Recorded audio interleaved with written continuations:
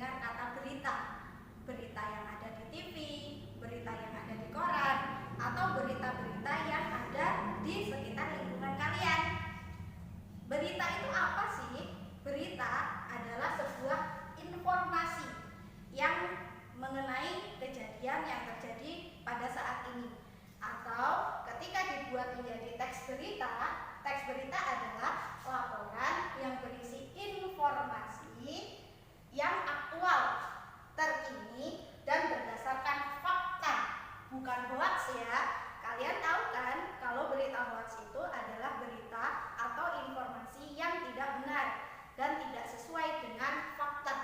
Kalau teks berita harus disesuaikan dengan fakta yang betul-betul terjadi. Kemudian dalam penyampaiannya, berita itu dibagi menjadi dua. Yang pertama melalui lisan ataupun tulisan, atau yang kedua melalui media, baik media cetak ataupun media elektronik.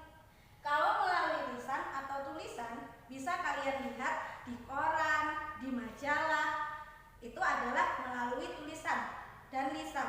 Kalau melalui media bisa kalian tonton di TV, bisa kalian lihat di internet, media online, kemudian radio yang kalian dengarkan kalau kalian mendengarkan radio, atau lebih sering melalui internet, di Google, di YouTube, banyak sekali.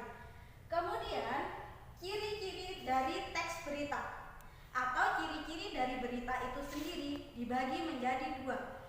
Yang pertama harus faktual, harus berdasarkan fakta, bukan berita hoax atau berita yang dibuat-buat atau berita bohong.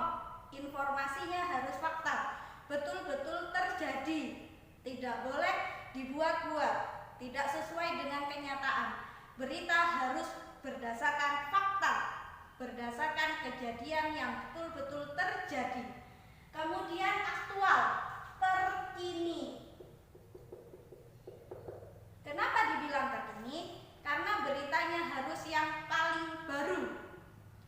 Beritanya adalah berita yang baru-baru terjadi. Misal sekarang sedang terjadi marak berita tentang corona, virus corona, bahayanya virus corona. Bagaimana kita menyikapi berita tersebut? Itu adalah berita yang fakta, kemudian terkini. Gitu ya. Itu adalah ciri-ciri dari teks berita. Kemudian unsur dari teks berita dalam bahasa Inggris dikenal dengan 5W 1H. 5W, W yang pertama adalah what, apa. Apa yang terjadi dari peristiwa tersebut, gitu ya. Yang kedua who, siapa. Siapa yang terlibat dalam peristiwa tersebut.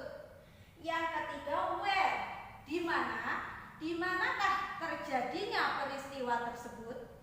Yang keempat when, kapan, di manakah kapankah waktunya terjadinya peristiwa tersebut. Yang kelima why, mengapa, mengapa bisa terjadi peristiwa tersebut. Yang keenam how, bagaimana, bagaimana proses terjadinya peristiwa tersebut, sehingga nanti bisa, kalau dalam bahasa Indonesia disebut dengan adiksi simbang.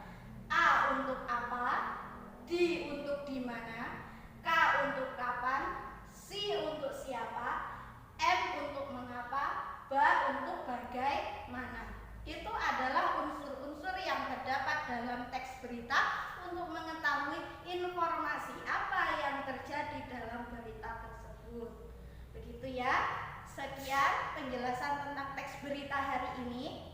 Untuk soal nanti saya bagikan setelah kalian mencatat dan merangkum apa itu teks berita. Sekian dan terima kasih. Wassalamualaikum warahmatullahi wabarakatuh.